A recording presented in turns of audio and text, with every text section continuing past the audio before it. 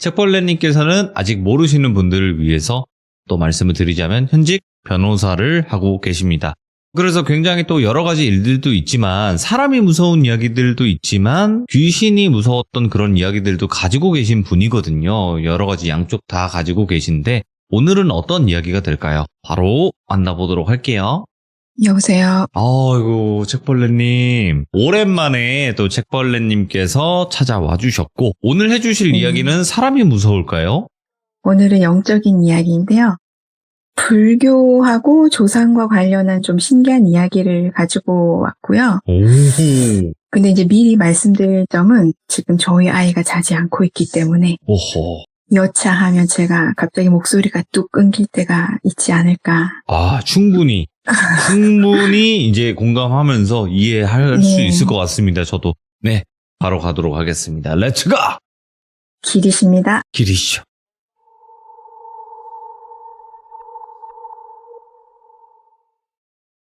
첫 번째 시참에서도 말씀드렸던 것처럼 저희 가족은 어머니를 중심으로 해서 가족들이 모두 불교에 귀의를 해가지고 네. 부처님 말씀을 실천하는 그런 집인데요.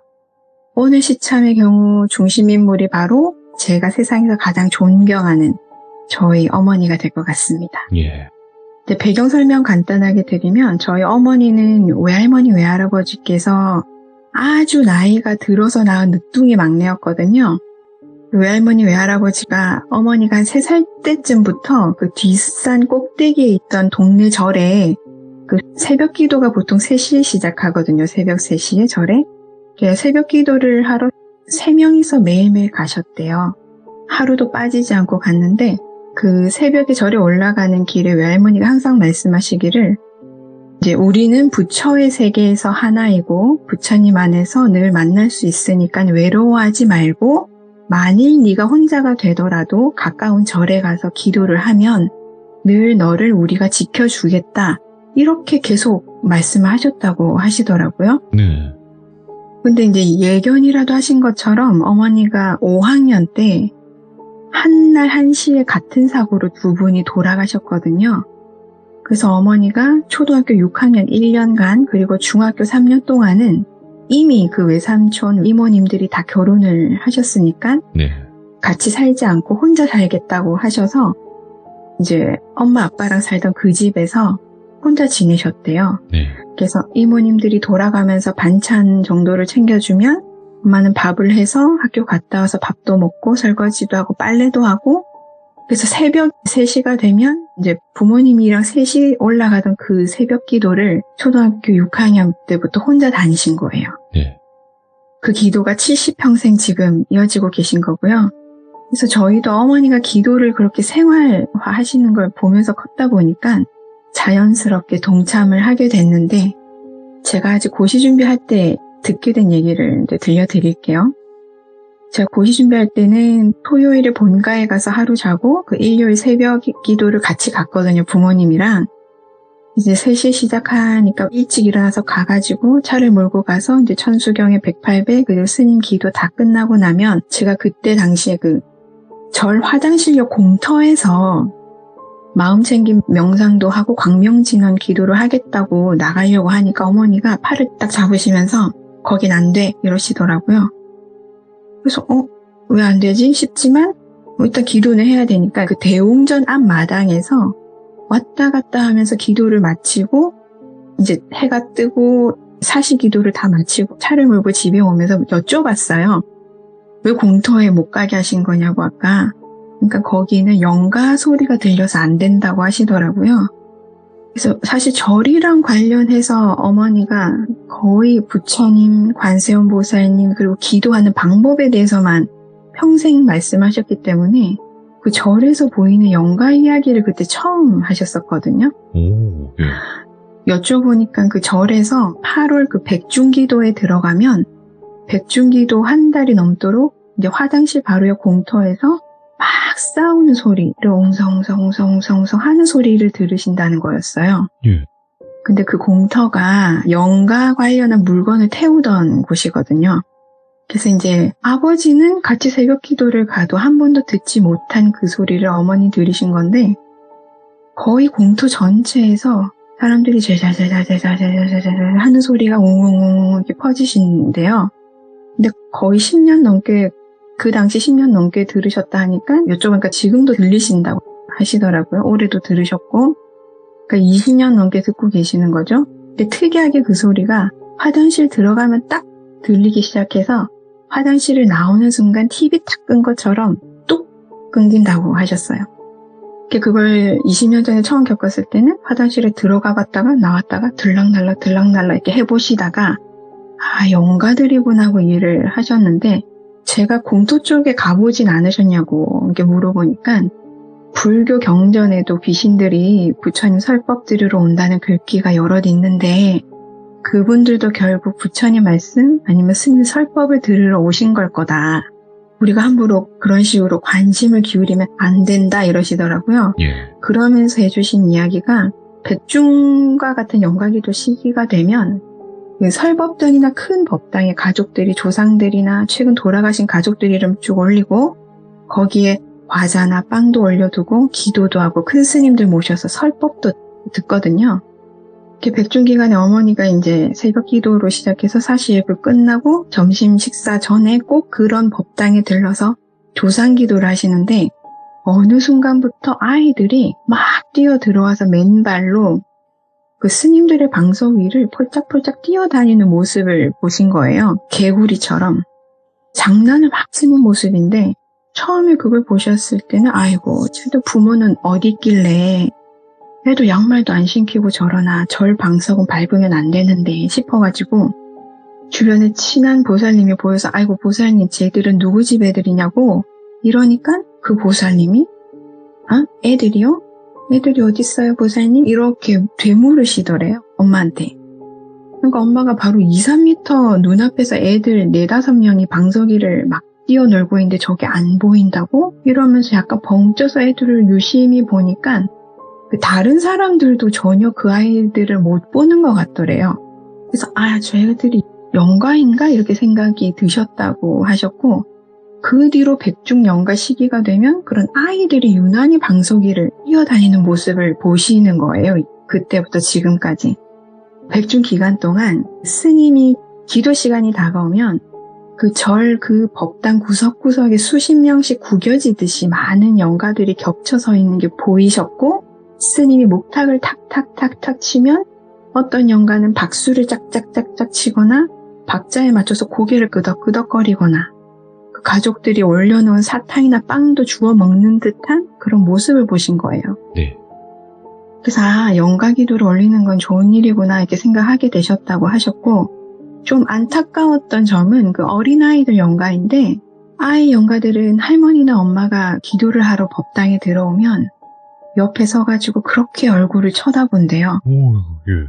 엄마 얼굴도 이렇게 만지고 손도 막 이렇게 안 잡히지만 손도 이렇게 만져보고 그 엄마 무릎에 앉아서 엄마 얼굴을 한참 이렇게 보기도 하고 그런 걸 보면서 영가 세계와 인간 세계가 별개가 아니구나라고 깨달으셨다고 하셨어요. 그리고 다음 이야기는 또 지장존과 관련된 이야기인데 아시겠지만 그 절에는 다 지장존이 있거든요.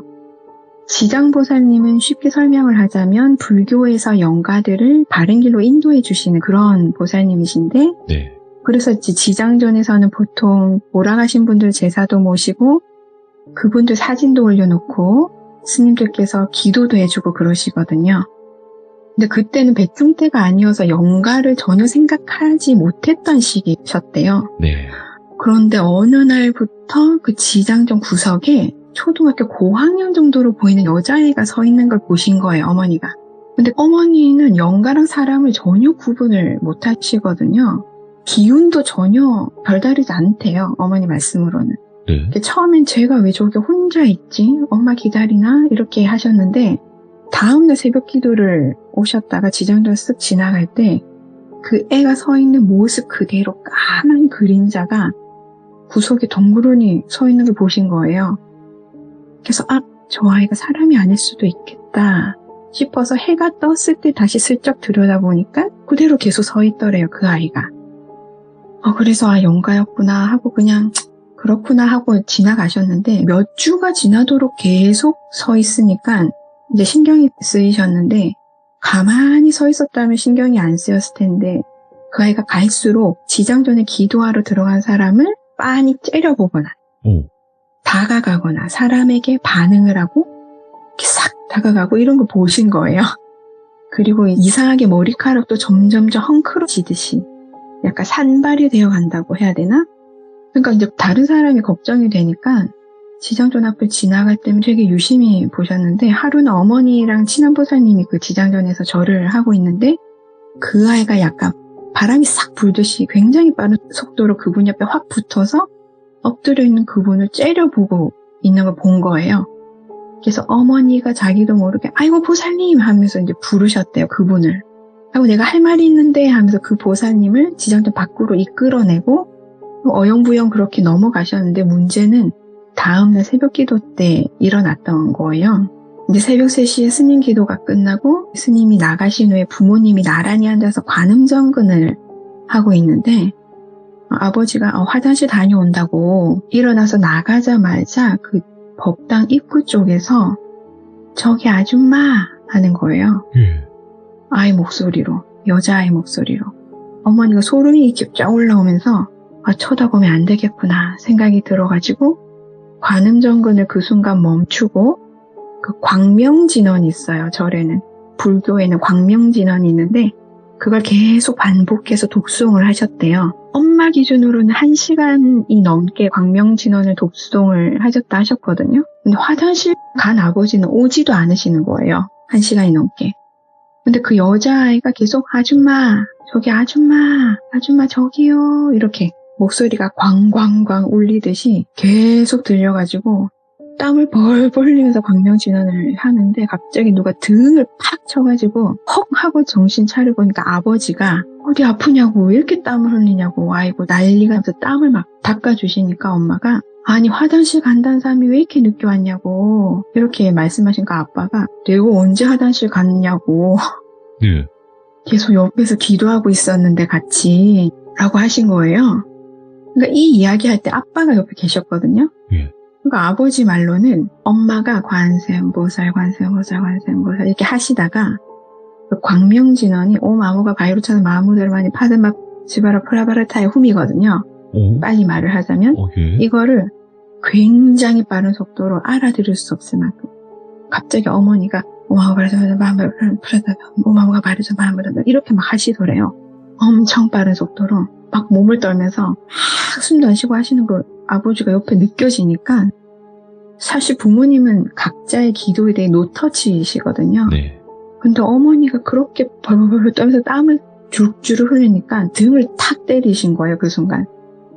근데 아버지 말씀으로는 자기는 화장실도 가지 않았고 간다는 말도 한 적이 없다고 하시더라고요. 그래서 엄마는 지장전 아이가 탈이 났구나 싶은 마음이 들잖아요. 그 정도가 되니까. 그래서 한참 고민을 하시다가 그 법당마다 담당 보살님이 계시거든요. 법당 보살님이. 그래서 법당 보살님한테 지장전 대청소를 해보시는 게 어떠시냐고 구석구석 혹시 나무 틈 사이사이 다 보시면 먼지라든지 뭔가 빠뜨린 거라든지 이런 게 있지 않을까요? 이렇게 넌지시 말씀을 드리니까 법당 보살님이 날 잡아서 하겠다 하신 거죠. 그래서 청소를 싹 했는데 그 이후로는 아이가 안 보이더래요. 법당 보살님한테 슬쩍 물어보니까 아이고 안 그래도 구석구석 청소를 했는데 아주 작은 복주머니가 그 법당 나무 틈 아래에 막 끼워져 있는 걸 발견을 하셨대요. 근데 그걸 열어보니까 그 여자애들이 낄만한 반지하고 종이가 돌돌돌돌 말려져가지고 테이프로 붙여져서 들어있어가지고 그대로 스님께 드렸더니 지장기도 담당하시던 스님이 딱 보자마자 굉장히 삿된 물건인데 어디서 났냐 그렇게 말씀하시더라는 거예요. 그래서 스님이 가져가셔서 직접 기도를 해서 처리를 하고 태웠다고 하시더라고요. 그거를. 그렇게 해서 이제 어머니가 절대로 영가와 관련해서는 이제 엄마는 이렇게 호되게 겪었는데 이로는 이제 이런 아이를 본 적도 없고 이렇게 심하게 겪은 적도 없으시지만 저보고는 웬만해선 나서면 안 된다고 신신당부를 하셨죠. 그리고 이제 어머니하고 관련되어 있지만 조상님 얘기가 하나 있는데 이거는 제가 변호사가 돼서 이제 저의 일로 누군가를 고소를 했던 최초의 사건이에요. 오, 예.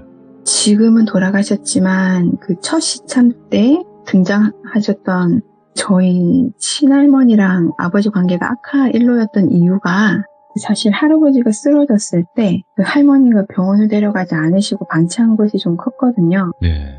그 민며느리였던 작은 어머니도 마찬가지로 그 병원을 한번 데려가지 않으셨던 거예요. 그래서 아버지가 아이고 이 집안이랑 인연을 끊어야겠다 하셨는데 그 어머니하고 결혼을 하면서부터는 다시 모자지간 인연이 이어졌어요. 그 이유가 사실 첫째로 재산은 반드시 내 손으로 치르겠다는 엄마의 의지가 하나가 있고 두 번째는 그때까지 살아계셨던 저희 증조 할머니에게 있어요. 엄마는 그 결혼하자마자 시댁 식구들의 비난, 고화 주제에 혼수가 있답니다. 막 이런 구박 같은 게 있잖아요. 그런 거 묵묵히 넘어갈 수 있었는데 그 별채에 방치돼가지고 똥오줌도 못 가리고 계시던 그 시할머님이 눈에 너무 밟히셨대요. 그 시할머님이 엄마의 엄마, 그러니까 저의 외할머니랑 닮으셨대요. 엄마 말로는 자기 엄마가 생각이 나니까 그분이 너무 눈에 밟혀서 신혼 초기에 한 2-3시간 거리에 있는 시골까지 한 3-4일 정도씩 내려가셨거든요. 엄마가. 시골에 내려가서 시할머니 밥 챙겨 먹이고 씻기고 빨래 빨아서 널어두고 둘이서 수다 떨면서 시간을 보내셨다는데 임신하면서는 아예 저한테는 증조 할머니죠. 저희 증조 할머니를 신혼집에 데리고 오셨어요. 엄마가 임신하면 운신이 어려우시니까. 그래서 오빠랑 제가 태어났을 때 증조 할머니가 집에 계셨거든요. 저희 집에. 제가 초등학교 4학년 정도까지 오래오래 사시다 돌아가셨는데 그때 증조 할머니가 돌아가실 때 남기셨던 유언이 뭐였냐면 이제 이 세상에 귀신이 만약에 있다면 내가 귀신이라도 돼서 너희 식구를 평안하도록 돕겠다고 그런 유언을 남기고 돌아가셨었어요. 예.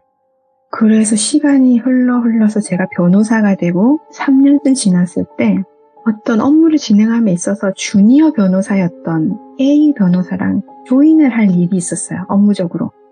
그 A하고는 1년 정도 쭉 같이 일을 했었고 쿵짝이 되게 잘 맞았거든요. 여성 변호사다 보니까 편하고 좀 무난하게 다 좋았어요. 저는 남자 변호사라 해도 편하게 다 일을 잘 했지만 그 친구가 유난히 애교가 좀 많다고 해야 되나? 그런 스타일이었는데 근데 당시 제가 결혼일자가 잡히고 A랑 같이 일하던 곳에서 다른 곳으로 옮기는 게 가시화되었을 무렵에 A랑 협업이 마무리되면 바로 결혼식을 올리고 다른 곳에서 다시 일을 시작하는 그런 상황이었어요. 근데 결혼 날짜가 다가오니까 완전 무슨 애기라도 낀 것처럼 제 물건이 하나씩 둘씩 없어지는 거예요. 제가 정말 몇 년 동안 손수건 매일매일 들고 다니던 손수건이나 되게 오랫동안 썼던 만년필 예. 그리고 시계, 수건, 칫솔 이런 거 있잖아요. 사소하게는 칫솔, 수건 이런 게 계속 잃어버리는 거예요, 물건을. 그래서 이게 도대체 왜 없어졌는지도 모르겠고 아니면 인연이 아닌가? 이렇게 다시 사자 하고 생각을 하고 있었는데 결혼하기 2주 정도를 앞두고 A가 저보고 최 변호사님 저 무당을 보러 예약을 했는데 같이 가주시면 안 돼요? 그러는 거예요. 예. 근데 저희 어머니가 아주 어릴 때부터 강력하게 경고를 했던 말씀이 무당은 호기심에라도 보러 가지 말라는 거였거든요. 그래서 저희 집안에 굉장히 강력한 룰이 있으니까 아니 나 못 가 이랬거든요. 그러니까 저 너무 무서운데 제발 같이 가달라고 계속 조르는 거예요. 그래서 제가 그 무서우면 가지 마 예약 취소해 그랬죠. 무서운데 그런데 왜 가 이랬는데 그 이야기를 출근하자마자 나눴었거든요. 근데 오후에 다시 저한테 와서 그럼 그 무당집 근처 카페에서 조금만 기다려주면 안 되겠느냐고 하는 거예요. 그래서 제가 왜 이렇게까지 말을 하지 고민을 하다가 그래 그 정도는 해줄게 라고 하면서 좀 경계심이 들었지만 그래 카페에서 잠깐 기다려 볼까 이런 생각이 또 들어서 당산역 근처였거든요. 그 무당집이. 당산역에서 내려가지고 어디 골목으로 들어가면 작은 카페가 하나 있고 무당집은 그 역 건물 3층인가 4층인가 있었던 걸로 기억을 하는데 저는 그 꼬불꼬불 골목길을 들어가서 카페로 가고 A는 무당집을 향해 갔어요. 그때. 근데 한 3, 40분쯤 됐나? A가 카페에 딱 들어왔는데 뭔가 좀 격앙된 분위기라고 해야 될까? 되게 안 좋은 표정이 약간 흥분해서 숨을 몰아쉬는 그런 분위기가 있어서 네. 너 잘 봤냐? 이러니까 예, 변호사님, 그냥 안 된대요. 오늘은 이렇게 애가 약간 멍 때리듯이 얘기하는데 이 아이가 저한테 카페 들어온 지 몇 분도 안 돼가지고 그 무당집에서 접수 받으시는 분 있잖아요. 예? 그분이 카페로 들어오시는 거예요. 저는 처음에 몰랐죠. 처음 보는 사람이니까. 근데 네. 그분이 대뜸 그 A 변호사는 본체 만체하고 저한테 책벌레 변호사님이시죠? 그러길래 예, 누구세요? 하니까 나는 무당집에서 접수 받고 일하는 사람인데 선생님이 내려올 수가 없어서 대신 왔다고. 지금 선생님 다리가 좀 아프셔가지고 직접 오고자 하셨는데 못 오셔서 정말 죄송하다고 전해달라고 했다고 그러는 거예요. 근데 그 사람이 카페 들어왔을 때부터 이 A 표정이 완전 하얗게 질려가지고 완전 굳어있는 상태에서 분노에 찼다고 해야 되나? 당혹스러운 표정이라고 해야 되나? 하여간 그런 애매모호한 표정이어서 뭔가 심상찮잖아요. 도저히 이해가 안 되는 상황인데 그분이 불쑥 그 누런 종이봉투 있잖아요. A4 용지가 들어가는 크기의 종이봉투를 반으로 접은 거를 저한테 건네주시는 거예요. 다시 돌려드린다고 하면서. 그래서 몇 번이나 허리를 숙이면서 죄송하다고 한 10번은 넘게 죄송하다고 한 것 같아요. 그러면서 무당집 명함을 주고 가셨어요. 그분이. 황당하죠 사실은. 그래서 네. 제가 바로 봉투를 확 열어봤어요. 제 물건들이 안에 다 들어있는 거예요. 그 봉투 안에 제가 잃어버렸던 물건들이 제 손수건, 펜, 시계, 칫솔, 그리고 좀 작은 손수건 있잖아요. 손 닦는 수건 이런 게 다 들어있고 나중에 사무실에 들어가서 물건을 다 쏟아보니까 제 머리카락으로 추정되는 게 몇 가닥씩 들어있고 근데 머리카락은 구하기가 쉬웠을 거예요. 왜냐하면 제가 머리카락이 땅에 떨어지는 걸 싫어해서 모나리자 티슈를 펼쳐놓고 머리카락을 모으거든요, 제가. 예. 그거를 곱게 싸서 버리기 때문에 그거 하나만 습득을 하면 머리카락 이거는 쉬운 것이고 딱 보니까 얘가 훔친 거잖아요, A가. 그렇지. 예. 그래서 무당이 그거를 받았는데 어떠한 연유로 저한테 돌려준 거죠. 사실 저는 무당과 관련해서는 무서울 것도 없고 제가 할 말도 없었어요. 중요한 건 그때 제가 엄청 화가 났던 건 비록 선후배의 관계지만 이 친구는 변호사잖아요. 네. 근데 남의 물건을 훔친 거잖아요, 변호사가. 제가 내용으로 확인한 다음에 그 카페에서 나한테 할 말 없어? 이렇게 물어보니까 할 말이 없겠죠. 고개를 숙이고 발발발 떨고 있길래 일단 거기서 제가 통보를 했어요. 내가 내 접수를 할 거라고 고소장을 절도로 정리를 해서 고소장을 할 거다 이렇게 통보를 했고 너도 성실하게 진술을 하고 조사를 받으라고 그렇게 말을 하고 짐을 바로 챙겨서 나왔어요. 예. 무당이 명함을 줬기 때문에 그래 무당이 명함 줬으니까 무당이랑 같이 절도 교사 정범 또는 절도의 공동정범으로 고소장을 집어넣었죠. 두 사람 다 조사를 받았어요. 근데 그 당시에 이제 일주일이면 A하고의 협업이 마무리가 되고 제가 다른 곳으로 옮기는 게 예정되어 있어가지고 거의 인사도 제대로 안 하고 딱 헤어졌거든요. 그 이후로 사건이 쭉 진행이 되면서 그 과정에서 제가 경찰 측에 물어봤어요. 왜 이런 일이 생겼는지. 동기가 있을 거 아니에요. 그렇죠. 범죄의 동기. 이거는 수사기관이 무조건 파악을 해야 되는 부분이라서 이제 물어보니까 기운을 가져가려고 했다라고 표현을 하더라고요. 그 경찰이. 그래서 이제 좋은 기운을 가진 사람을 이제 무당이랑 같이 논의를 하면서 물색을 하던 중에 이렇게 이제 제 생일도 물어보고 했거든요. 선물 주고 싶다 그래가지고 이제 그러면서 여러 기운을 지운 게 제가 걸린 거였어요. 그 중에 여러 사람 중에 한 명으로. 그래서 조사 결과 A가 되게 적극적으로 종용한 부분이 큰 걸로 판단이 돼서 절도를 무당이 교사를 하거나 이걸 가지고 와 이렇게 하거나 같이 훔쳤다거나 이제 공동정범이죠. 이렇게 볼 증거는 없다 해서 무당은 무혐의가 나왔어요. 절도와 관련해서는. 증거 좀 불충분으로. 네네. 근데 A 변호사는 초범에 반성을 하고 있고 물건을 모두 돌려줬고 탄원서가 막 올라오고 하니까 제 예상대로 기소유예가 나왔어요. 네. 근데 이제 저도 예상을 했죠. 이 정도면 기소유예 나온다는 거를 제 물건을 아예 못 받았으면 모르겠는데 다 받았고 이 물건들이 뭐 칫솔, 뭐 수거 막 이런 것들이잖아요. 근데 제가 왜 굳이 이 아이를 고소를 했었냐면 네. 변호사잖아요, 얘는. 그리고 얘가 한 번 하고 말 것 같지가 않았어요. 왜냐면 너무 무당에 빠져 있는 걸로 네. 이제 소문을 제가 들어보니까 이 일 있고 나서 전수조사를 해보니까 이 아이가 무당에 약간 미쳐있다고 해야 되나? 그런 얘기 되게 많이 한다고 들어서 내가 이때 고소를 안 하면 이 아이의 인생이 망가질 거라는 생각이 들었거든요. 네. 근데 얘가 기소유예를 받으면 어쨌든 구속구 같은 역할을 할 거라고 생각을 했어요.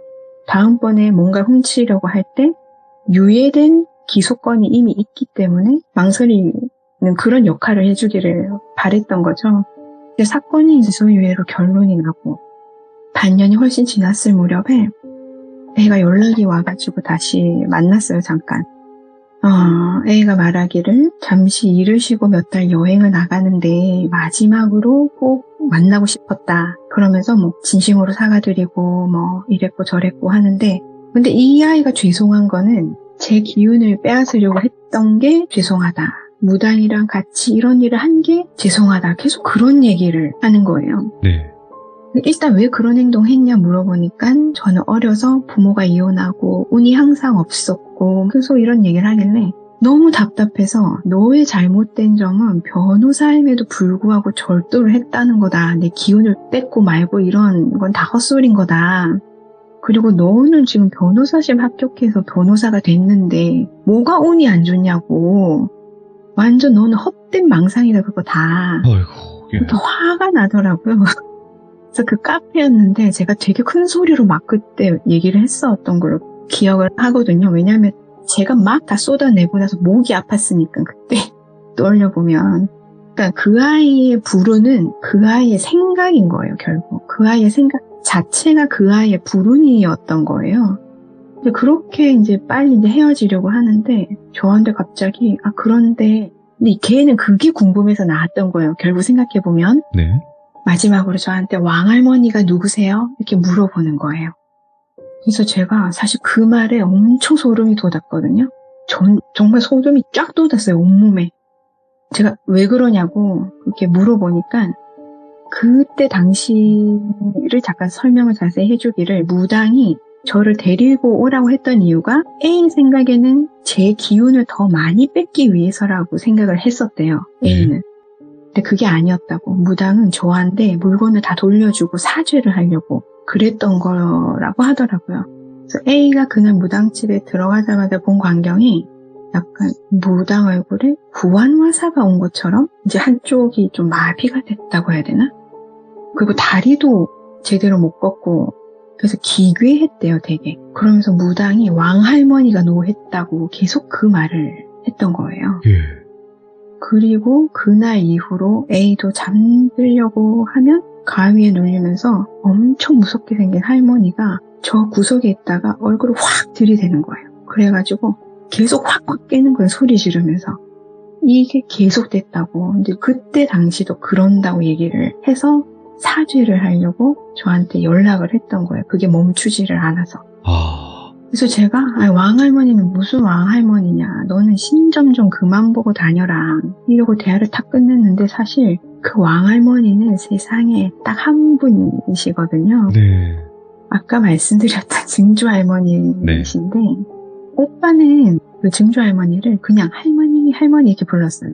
근데 이 세상에서 저만 왕할머니 이렇게 불렀거든요. 그래서 그 무당이랑 A에게 영향을 준 게 결국 우리 증조할머니였구나. 이렇게 유추가 됐던 거죠, 그 당시에는. 그럴 수밖에 없네요, 이거는. 확실히. 그래서 이제 그 아이가 왕할머니 관련해서도 죄송하고 막 계속 그런 얘기를 두서없이 저한테 계속 그 얘기를 했었어요. 그날 만났을 때. 그리고 저는 이 A와의 사건에서 제일 좌절했던 점은 이 아이의 힘듦이 이미 뇌에 딱 프레임으로 자리를 잡아서 굳어 있었어요. 네. 그래서 어떤 말을 해도 먹히지가 않는다는 점이 너무 좌절스러웠고 사실 그 세상에 누구나 자기 몫만큼 힘들잖아요. 누구나. 맞죠. 모든 인간들이. 근데 이 친구는 너무 거기 매몰돼가지고 자기 파괴적인 행동을 하면서도 그게 자기 파괴인지 모르는 게 너무 안타까웠죠. 네, 그리고 마지막으로 드리고 싶은 말씀은 네. 사주나 신점 이런 거랑 드리고 싶은 말씀이 있는데 저도 사실 1년에 한 번은 사주는 보기는 해요. 네. 근데 무당은 제가 직접 본 적은 없거든요.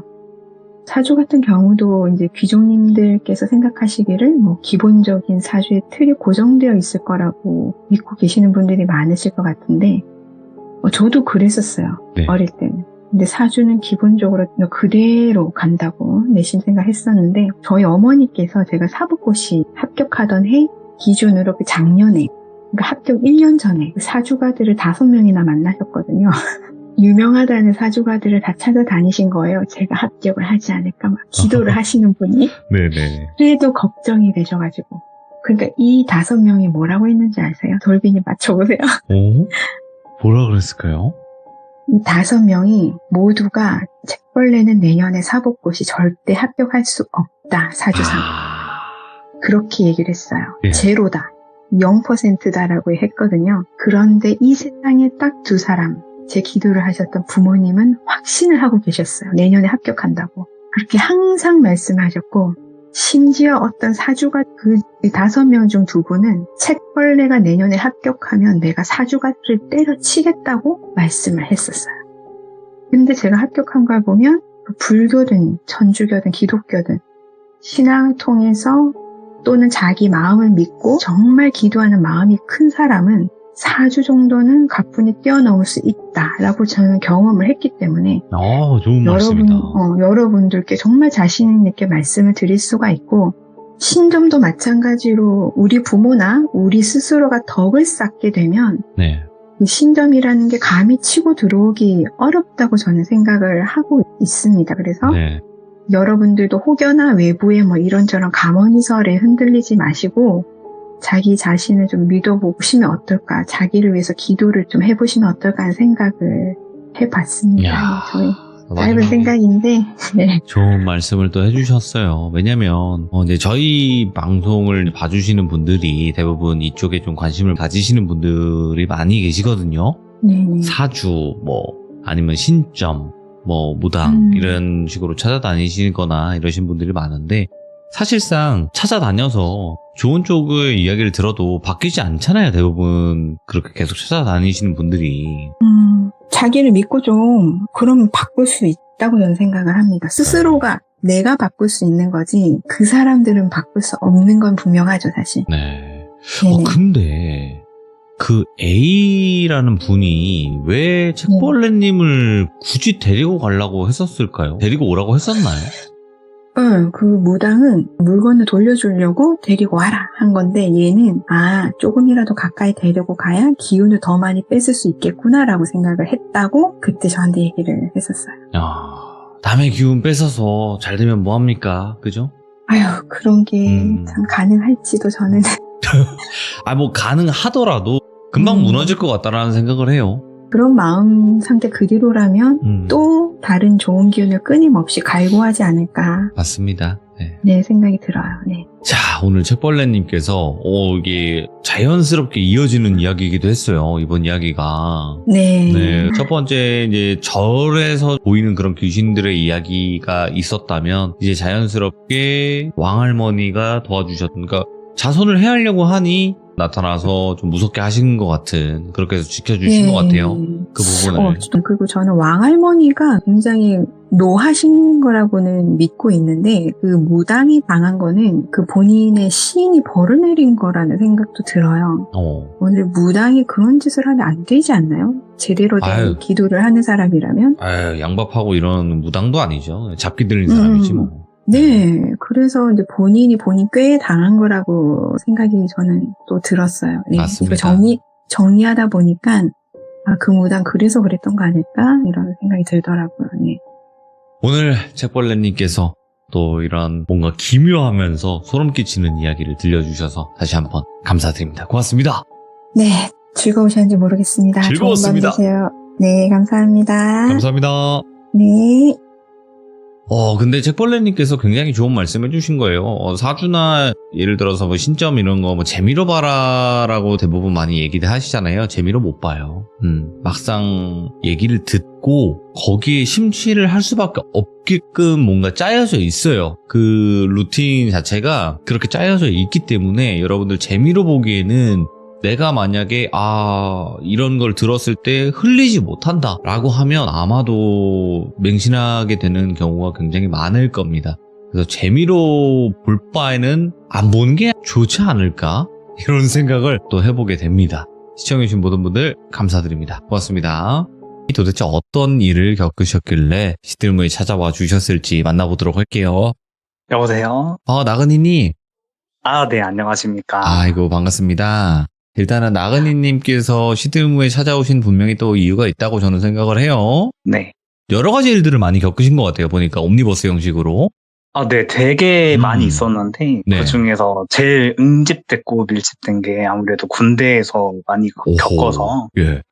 군대에서 겪었던 일들을 한번 얘기하려고 합니다. 알겠습니다. 그러면 차근차근 그때 당시 이야기 들어보도록 할게요. 렛츠가. 길이십니다. 나근이에요.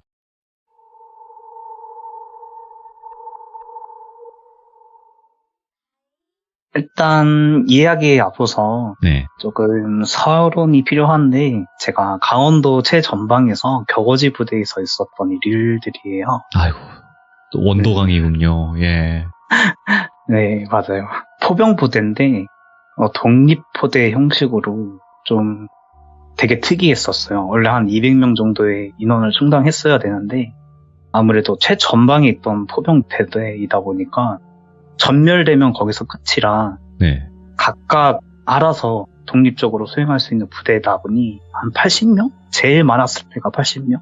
그것도 출타자 포함해 있어서 보통은 한 70명 정도여서 되게 작았어요, 부대가. 그러다 보니까 마투임도 받기가 어려웠고 시기가 되게 늦어졌었어요.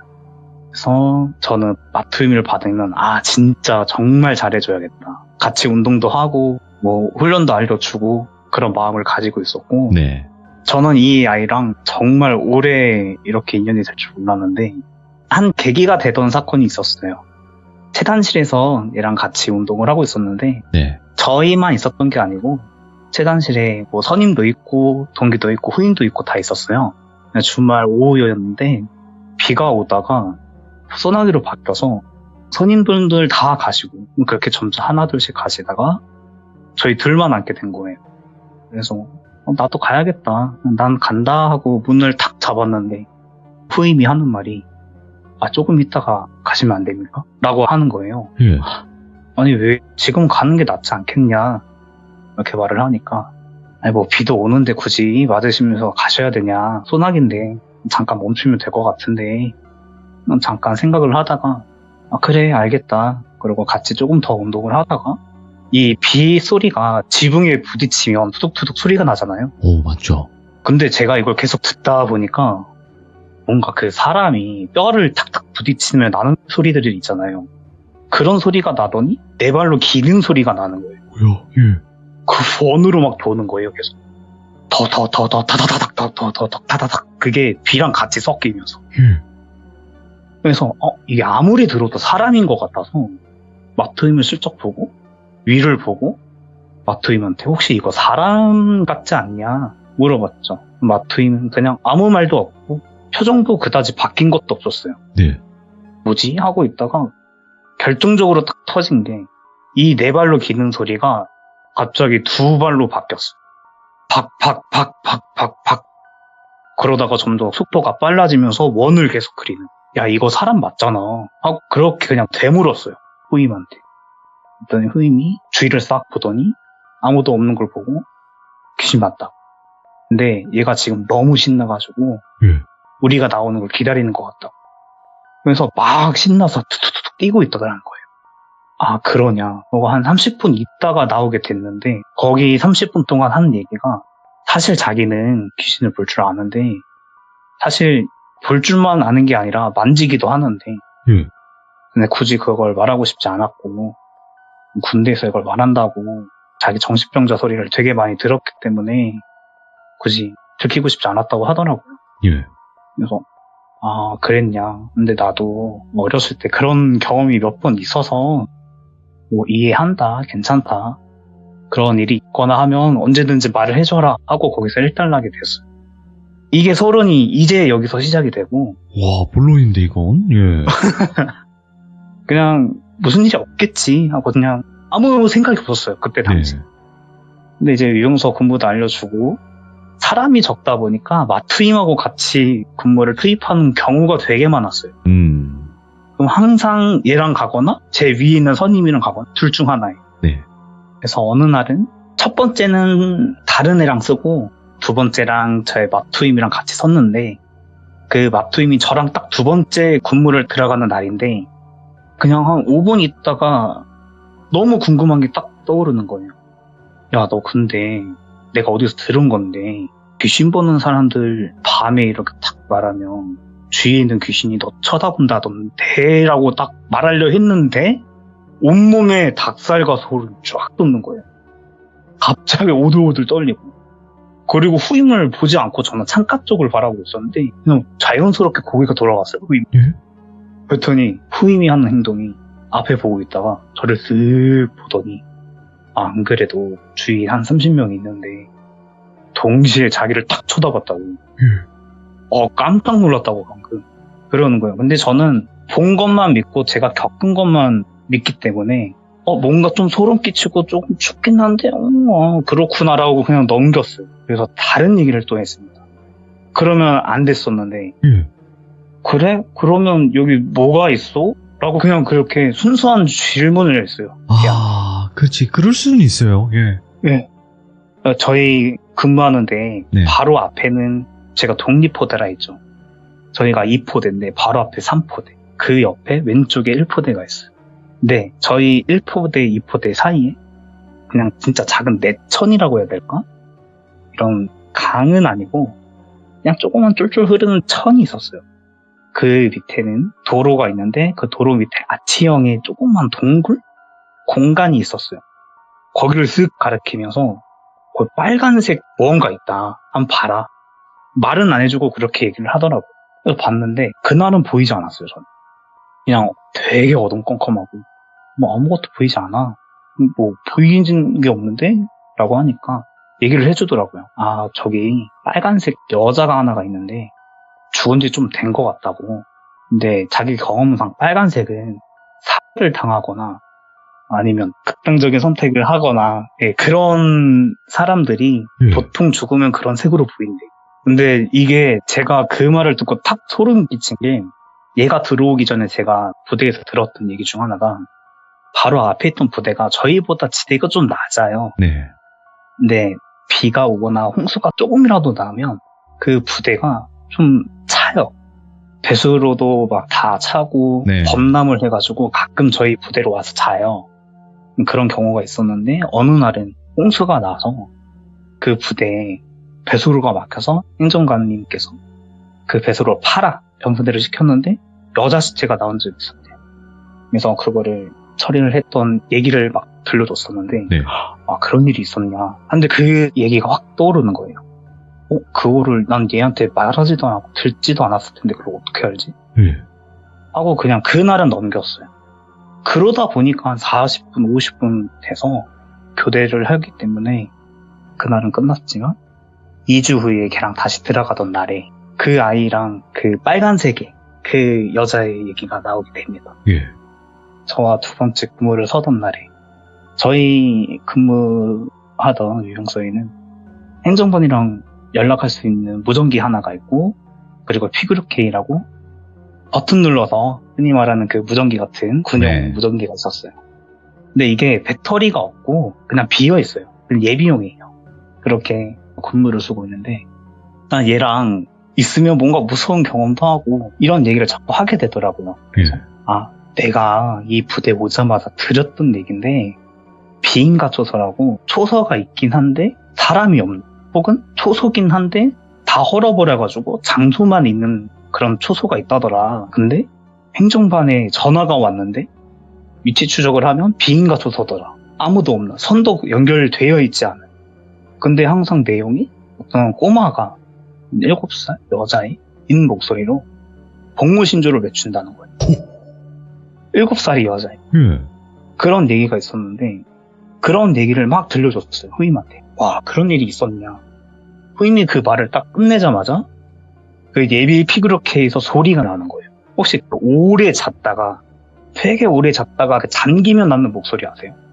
뭐 이런 건가? 네, 막 그런. 예. 근데 이게 남잔지 여잔지 모르겠고 살았는지 죽었는지 모를 그런 이상한 소리가 이렇게 나는 거예요. 근데 그 소리를 듣고 저는 이게 배터리가 없다는 걸 알잖아요. 이러고 멀었어요. 근데 그 옆에 또 후임이 그 무전기를 보고 옆에 있는 천을 보는 거예요. 그 빨간색 여자가 전자기기에 관여할 정도로 센 거예요. 예. 그러니까 사람을 해할 수도 있는. 아, 저 여잔가 보다. 저는 생각만 했는데 그 옆에 있던 후임이 아무래도 저 여자가 우리를 좀 안 입고 시선으로 바라보는 것 같습니다. 하고 얘기를 하는 거예요. 예.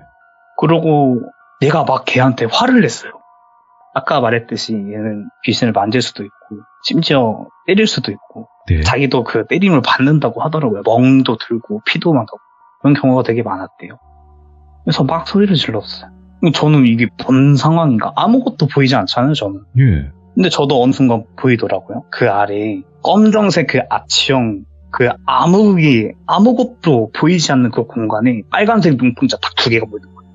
그 2개가 그냥 일렁일렁 거리더니 그 물속에서 나와가지고 머리는 진짜 몸 반 머리 반 엄청 길어요. 이렇게 아래에서 눈이 마주치고 서로 그 싸우는 걸 보고 그러고 그냥 멍하니 지나가는 그런 날이 있었어요. 그렇게 점차 군대에서의 생활이 그렇게 순탄하진 않겠구나. 그냥 직감하게 된 그런 날이 있었고 얘랑은 또 되게 레전드인 경험이 하나 있었는데 예. 이거는 그냥 제가 한번 본 것들을 그냥 순서대로 나열을 하는 거예요. 아까 잠깐 말했던 빈가초소에서의 그 여자애. 네. 이 여자애가 매번은 아니고 항상 이게 에피소드에 몇 번 껴져 있어요. 이 마투임이랑 한 10번째인가? 같이 서던 날인데 한 명은 안에 있고 보통 한 명은 밖에서 한 명은 부대를 보고 또 한 명은 도로 쪽 반대편을 보고 이렇게 쓰는 게 맞아요. 그래서 저는 후임한테 바람 좀 쐴게 하고 진짜 그 산속에 새벽 공기를 마시면서 이렇게 멍하니 별도 보고 서 있었어요. 진짜 이 산속에 와서 뭐 이런 생각 저런 생각 하고 있는데 저 앞에 취사장 앞에 가로등이 하나 딱 있는데 네. 그 아래에 뭐가 움직이는 게 순간 느껴서 시선을 딱 따라갔더니 아래쪽에 그 혹시 되게 큰 시계인데 정각마다 땡땡 하고 소리 나면서 좌우로 움직이는 그 시계추 아세요? 알죠. 네, 막 진저 운동하고 그런 움직임이 보이는 거예요. 뭐 이렇게 좌우로 왔다 갔다 움직이는 게 보이는 거예요. 저게 뭘까 하고 한 1분인가 봤어요. 이때 사람 다리가 진저 운동을 하면서 왔다 갔다 하는 거예요. 그 2 다리가. 와, 좀 뭐냐 이러고 진짜 어이가 없어서 그냥 그러고 있었어요. 근데 바로 옆에 봤는데 7살의 여자애가 원피스를 입고 옆에 있는데 다리가 없어요. 상체만 떠 있어요. 그 상체가 가로등은 기대고 있는데 그 옆에 다리가 왔다 갔다 하거든요. 그래서 후임한테 그랬죠. 저거 뭐냐고. 야, 여자애가 다리가 이러고 있는데 나그니 3분 그게 보이십니까? 그럼 옆에 저거는 보이십니까? 하고 손을 막 가리키고 옆에 봤더니 포대다 보니까 포를 가리는 그 방고호 같은 게 몇 개가 있어요. 그 맨 끝에 거의 산이랑 붙어있는 포반을 들어갈 수 있는 문 사이에 어떤 하얀색 물체가 그 문에서 빼꼼 하고 저를 보고 슥 숨어요. 또 빼꼼 슥 이걸 계속 반복하는 거예요. 근데 온몸 손가락도 하얗고 얼굴도 하얘요. 형체가 없고 그냥 하얘요. 근데 사람이 빛은 아니고 그냥 페인트 색깔처럼 되게 진한 하얀색. 저러고 있는데 제가 어떻게 생각했냐면 그때 즉각대기라고 이제 보병의 5분 대기조처럼 거의 한 50분 1시간씩 재원을 맞춰야 되는 그 재원조가 2명이 있어요. 근데 이게 새벽에도 계속 해야 돼요. 저는 그 중 한 명이라고 생각했어요. 왜냐면 그 시간이 딱 되었었거든요. 그 생각을 하는 순간에 저 위에서 두 명이 손전등 룰루랄라 하면서 막 내려온 거예요. 그러니까 정말 소름 돋는 건 그 빼꼼빼꼼 하는 그 하얀색의 그 사람이 네. 이 애들이 거길 비추고 들어가기 전까지 계속 빼꼼빼꼼하고 있었어요. 그러고 그쪽을 싹 비추자마자 빼꼼하고 없어졌고 그 둘은 한 5분 동안 재혼을 맞추고 있는 거죠. 보이진 않지만. 근데 좀 있다가 으악 하고 막 뛰어오는 거예요. 너무 궁금하고 미치게 서서 불렀어요. 그냥 작은 소리로. 왜냐면 메아리 치니까. 일로 와보라. 일단 왜 그랬냐. 자기네가 재혼을 맞추고 있는데 예. 호가 있을 때는 탁 썼을 때 먼지가 일어나서 아래에 자갈 같은 걸 되게 많이 깔아놔요. 그러니까 바스락바스락 소리가 나겠죠. 그 소리를 내면서 막 재혼을 맞추려 했는데 그 뒤에서 자갈 소리가 팍팍팍 나거든요. 그리고 너무 무서워서 탁 튀어서 나왔는데 우는지 웃는지는 모르겠는데 자기네를 막 비웃더래요. 그래서 너무 무서워서 나왔는데 그 순간 나왔는데 그 빼꼼하더라고요. 그 하얀색이 무언가. 예. 너무 어지러운 거예요. 이 상황이 너무 당황스럽고. 아 알겠냐. 그러면 가봐라. 그 두 명을 보냈어요. 그리고 후임을 딱 봤는데 와 저게 보인다니 정말 신기하대요. 그럼 자기는 그냥 정말 신기하대요. 그러면 저것도 보이신가 하고 가르치는 거예요. 이병서 옆에 탄약고가 바로 옆에 있는데 그 탄약고 앞에 남자가 서 있는 거예요. 정말 웃긴 건 밖에 남자가 있고 안에 여자가 있어요. 근데 보통 탄약고는 정말 철저해가지고 CCTV도 있고 뭐 다 있어요. 경계근무도 쓰죠. 소리도 나고. 그쵸. 예.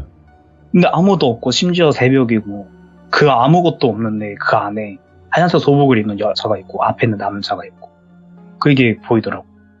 와 정말 너무 어지럽더라고요. 얘를 봤어요. 그랬더니 이게 보이면 안 되는 것 같은데 자기랑 있으니까 아무래도 시너지 효과가 나는 것 같다고 이렇게 얘기를 하더라고요. 저는 정말 믿을 수가 없는 게 예. 번갈아 봤어요. 가로등의 여자애 다리가 아직도 살랑살랑거리고 있고 빼꼼빼꼼하고 있고 옆에 남자는 서 있고 여자는 울고 있고 이게 다 보이는 거예요. 근데 이게 6.25 한 달 전이었어요. 정확하게. 네, 포병은 6.25 훈련을 하거든요. 근데 그 6.25 훈련 한 달 전에 일어났던 일들이 예. 되게 많았던 일들 중 하나인데 네. 이렇게 겪다가 사소한 것도 되게 많았어요. 뭐 동기들이 군무를 쓰고 있는데 쌍둥이 자매가 무릎이 없이 막 기어 다니다던가 다다다닥 웃으면서 그런 일들이 되게 많았어요. 근데 저는 보지 않았으니까 일단 알고는 있지만 아 그래 하고 넘겼던 일들이 되게 많은데 제가 그 마투임과 겪었던 일 중 예. 6.25 훈련 중에 있던 건데 보통 철야 훈련을 해요. 그래서 새벽 4시부터 바로 훈련이 들어갑니다. 짐을 챙기고 딱 짐 필요한 것만 챙기고 바로 포상으로 내려가요. 네. 그리고 이게 진짜 실제 상황처럼 하기 때문에 밤에도 불을 절대 안 켜요. 근데 산 중턱이라 그런지 철원이라 그런 건지 정말 특이한데 슈퍼문이 아닌 날에도 달이 딱 뜨면 정말 크고 슈퍼문의 한 3배는 커요. 오. 심지어 그림자가 져서 낮이 아닌가 싶을 정도로 달이 엄청 세요. 밤에 그림자가 져서 다닐 수가 있어요. 근데 달이 없는 날에는 네. 내가 손을 뻗으면 안 보여요. 딱 제 팔꿈치 있는 쪽 진짜 한 3cm 정도밖에 안 보여요. 그런 밤에 6.25 철야 훈련을 했습니다. 예. 그래서 포상을 지키는 그때 당시에는 시나리오가 그랬고 네. 그래서 1시간씩 바로 앞에서 그 포상을 지키는 딱 2명의 보초가 있는데 그걸 1시간씩 바꿔가면서 했어요. 나머지 사람은 뭐 다른 데서 자거나 그 포상 안에서. 근데 저하고 마투임은 바로 후에 군무를 가야 돼서 물자를 챙길 수 있는 창고 안에서 딱 둘이 있었어요. 근데 6월 25일이면 그래도 여름이고 하잖아요. 네. 근데 그때는 너무 추웠어요. 여름인데도 불구하고 정말 추웠고 야상까지 입었었어요. 그때 오들오들 떨면서 둘이 이러고 있는데 어느 순간 얘가 제 쪽을 바라보는 느낌이 확 들었어요. 왜 그래? 그러니까 걔가 제 눈을 보더니 아 나그니 선생님 눈이 너무 무섭습니다. 이러는 거예요.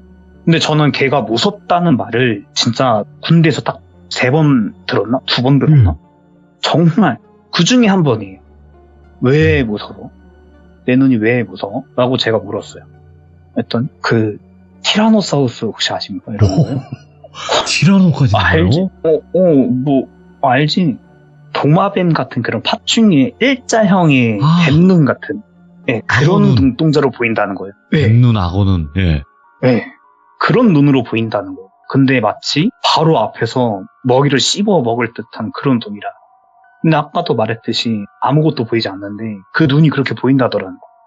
그래서 그것도 무섭고, 이런저런 얘기를 했어요. 아, 그래? 그러면 뭐 주위에 뭐는 있냐?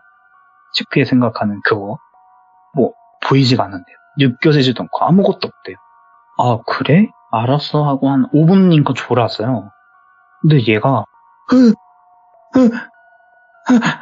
이렇게 겁에 질린 숨을 막 뱉는 거예요. 자다가 그 소리를 듣고 저도 무서워지니까. 왜 그래? 하고 시계를 그냥 자연스럽게 봤어요. 야광을 딱 켜고 보니까 딱 12, 딱 정각이에요. 얘한테 물어봤죠. 괜찮냐고. 근데 마투임이 여긴 안 될 것 같고 좀 나가 있어야 돼.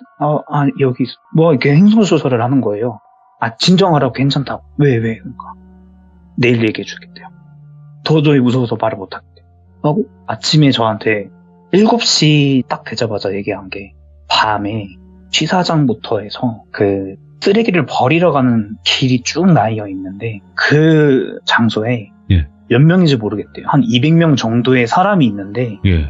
정말 많은 사람들이 있었대요. 옛날 군복을 입었는데 다 찢겨지고 발 하나만 없어서 기어다니는 사람. 예. 너무 고통스러워서 얼굴을 막 찌그러뜨리는 사람. 울다가 웃다가 화를 자르는 사람. 그런 사람들이 너무 많이 보인다는 거. 와. 너무 무섭더래요. 그 사람들이 단 한 명이라도 자기를 쳐다보면 그 사람들이 다 자기를 볼 것 같대요.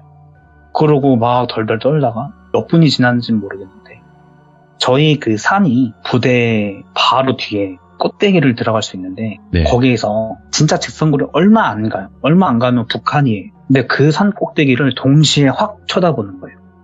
그 200명의 걔네들이. 그러고는 조금 안심을 했대요. 네. 자기도 느껴지긴 하는데 정말 거대한 뭔가가 있는데 일단 저기 시선이 팔려서 난 살았다. 다행이다. 이런 생각이 들더래요. 그러고 저는 그냥 뭔가 추워. 무서워. 이러고 끝나긴 했는데 되게 그냥 꺼림직하게 끝났어요. 그 다음날이 돼서 훈련이 멱살에 딱 맞췄는데 후임은 그 이후로 이 얘기를 잘 안 했어요. 그냥 그랬다. 방금 말했던 얘기들만 하고 말은 안 했어요. 근데 이제부터는 좀 판타지 같기도 하고, 예. 나근이가 겪었더니 이상한 머리가 됐구나라고 하실 수도 있는데, 괜찮아요. 편하게 이야기해 주세요. 예. 저는 아까 말했듯이 그냥 경험한 것만 말합니다. 네. 어차피 믿는 분들 반, 안 믿는 분들 반. 이렇게 생각을 하시면 됩니다. 제가 여기 부대에 처음 왔을 때 네. 치사장에 호랑이 그림이 있었어요. 정말 멋있게 산 위에 호랑이가 있더라고요. 근데 이 호랑이를 만지고 싶더라고요. 그냥 저도 모르게 만졌어요. 주문이가 정말 멋있구나. 이야, 이러면서 만지고 있었는데 손에 그 페인트가 막 묻는 거예요. 뒤에 동기한테 야, 이거 막 붙는다? 보여줬어요. 되게 검은색으로 다 묻어있는. 우와, 정말 신기하다 하고 후임이 딱 만졌는데 아무것도 안 묻고 되게 그냥 이상하네 하고 넘겼어요. 근데 이게 지나가다가 제가 어느 정도 기한이 지내고 뭐 보고관과 면담의 시간이 있잖아요. 그때 말했죠. 혹시 호랑이 그림이 벽에 다 멋지게 있던데 이게 언제 그리신 거냐? 그러니까 이거 한 3년 됐지? 이러시는 거예요. 근데 3년이면 페인트든 뭐든 다 마를 시기잖아요. 근데 제 손에 묻었다는 게 뭔가 이상한 거예요. 그걸 말하진 않았어요. 알겠다고 넘겼죠. 그게 생각이 나서 마투미한테 말했더니 처음에는 말을 안 했어요. 근데 두 번째, 얘랑 근무를 갔다 오고 휴게실에 십자수로 놓인 그 취사장에 있는 그림과 같은 호랑이, 되게 축소판의 호랑이가 있었어요. 구름도 있고 조선소나무라고 하는 되게 작은 소나무 있죠. 그 소나무와 호랑이가 같이 서 있는 그런 그림인데 십자수예요. 십자수. 실로 그냥 꿰맨 거. 그걸 그냥 멋있어서 항상 봤거든요. 근데 이게 저하고 그 마투이만 딱 아는 건데 구름 위치가 달라요. 예. 볼 때마다. 어느 날은 왼쪽에 있고요. 또 어느 날은 그게 마치 지나갔다는 듯이 오른쪽에 반 걸쳐 있어요. 근데 실로 꿰맨 거라 그럴 수가 없잖아요. 눈동자 색깔도 달라요. 흰색이 많을 때도 있고 검정색이 많을 때도 있고. 정말 멋있는 그림이다 하는데 왜 항상 위치가 다를까? 걔한테 물어봤죠. 아, 사실 이 부대를 지키는 수호령 같다고. 네. 그래서 그 휴게실에 있는 애는 좀 나중에 생긴 거고 그 취사장에 있는 게 제일 세다 얘기를 하는 거예요. 그래서 정말 신기하다라는 그 감상평으로 끝났으면 좋겠었는데 네. 저희는 그 얘기를 하고 바깥을 나갔죠. 예. 근데 아까 말했다시피 부대는 산 중턱에 위치해 있었고 바로 뒤에 뒷산이 있는데 그 뒷산에 정말 얌전하게 앉아있는 하얀색 백호를 봤어요. 근데 정말 커요. 아, 저게 호랑이구나 할 만큼 커요. 예. 그게 앉아있는 거예요. 아, 저게 아까 그 취사장에 있던 그 수호령 하수인이라고. 네. 그 수호령이 부리는 애 중 하나라고 그렇게 말하는 거예요. 근데 얘가 왜 중요하냐면 후임이랑 또 그 얘가 동기가 있어요. 네. 동반 입대로 와서 철원으로 오게 된 건데 얘랑 근무를 겪다가 끝나고 복귀를 해서 행정반에 있고 저는 어느 날에 자다가 확 깹니다. 정말 갑자기 그냥 잠이 다 달아났어요. 바로 깼어요. 탁 벌떡 일어났어요. 근데 눈 떠서 딱 보니까 걔네 둘이 복귀하고 있는 거예요. 근데 되게 막 웅성웅성 되는 거예요.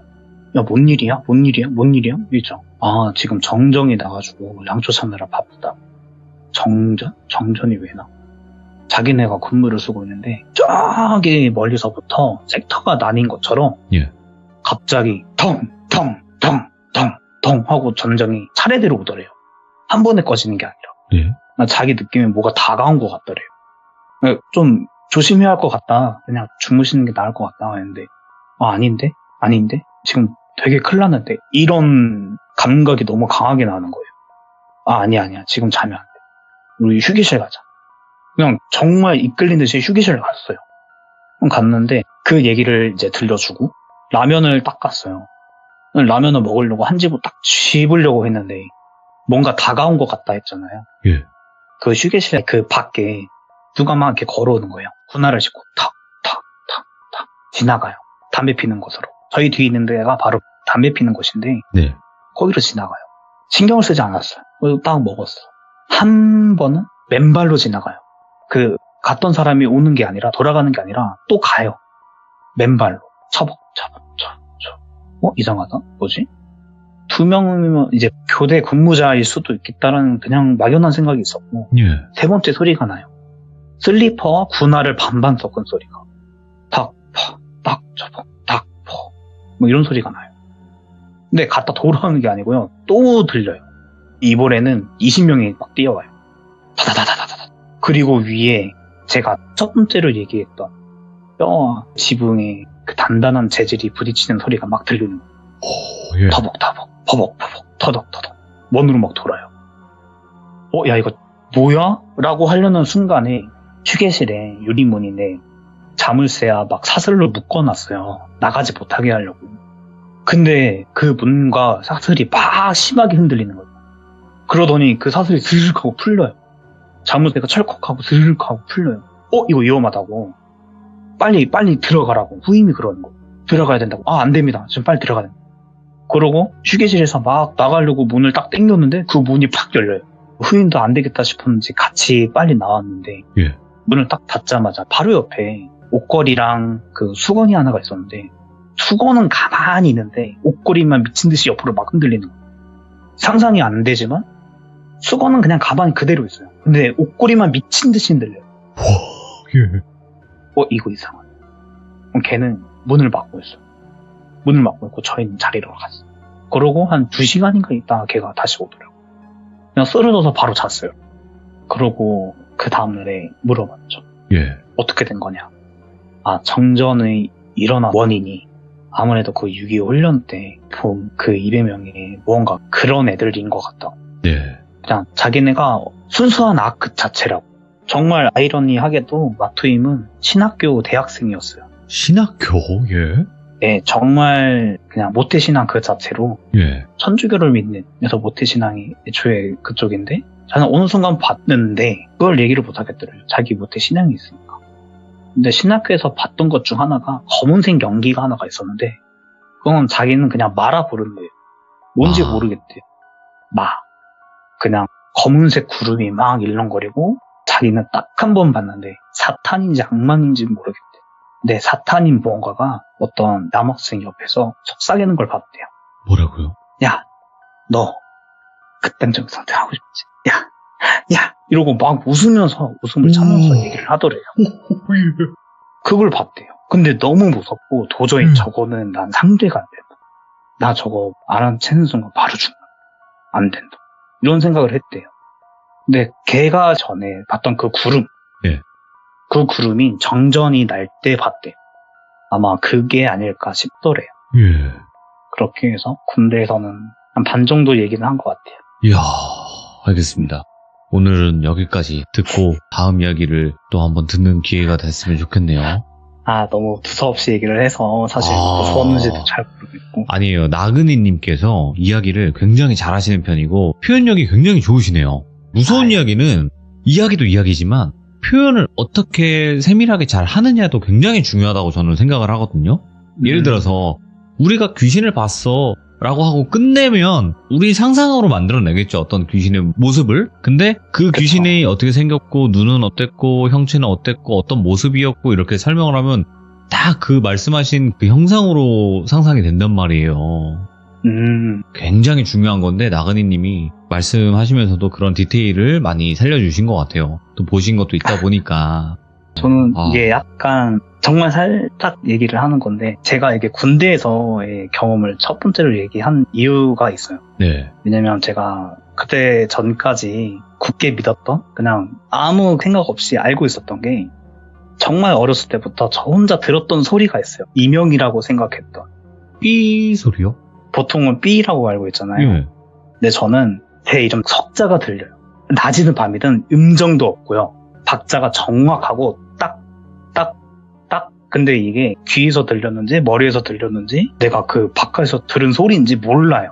근데 이거는 그냥 막연히 머리에도 울려 귀에도 들린 것 같으니까 그냥 이명이지 않을까 하고 그냥 그렇게 평생을 살았는데 그거를 왜 알았냐 물어봤어요. 나 이명이 또 들린다. 네. 그냥 주변 사람들한테 말했어요. 그 군대에서. 야, 그건 이명이 아니야. 이명은 삐 소리 나는 게 이명이야. 맞죠? 근데 이런 이명도 있지 않아? 라고 제가 물었죠. 아니래요. 그런 거 없대요. 그럼요. 예. 이명은 삐지. 예. 그런데 그걸 직접적으로 경험한 거는 제가 자다가 마투임이 막 흔들었어요. 왜냐면 그 이명이 들렸거든요. 저는. 네. 일어나라.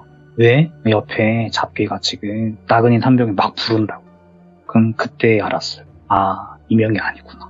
그러니까 한마디로 누가 말하는 소리구나. 귀신이 부를 때 그 소리를 듣는다는 거네요. 네, 어렸을 때부터 그냥 계속 들었던 소리들이 그런 거였던 거예요. 일단은 나그네님이 이렇게까지 이야기를 해주셨고 일단 군대 이야기부터 먼저 딱 다 진행이 된 다음에 그 다음에 나그네님의 본인의 개인적인 이야기들이 나오겠네요.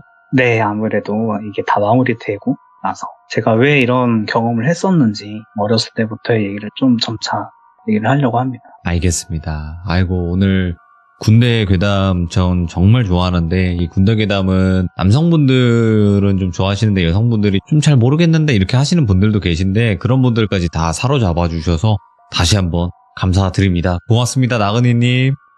네, 감사합니다. 네, 다음번에 또 이어서 이야기 들어볼게요. 네, 다음에 뵙겠습니다. 감사합니다. 네. 안 그래도 힘든 군대 생활이 스펙타클해졌습니다, 이분.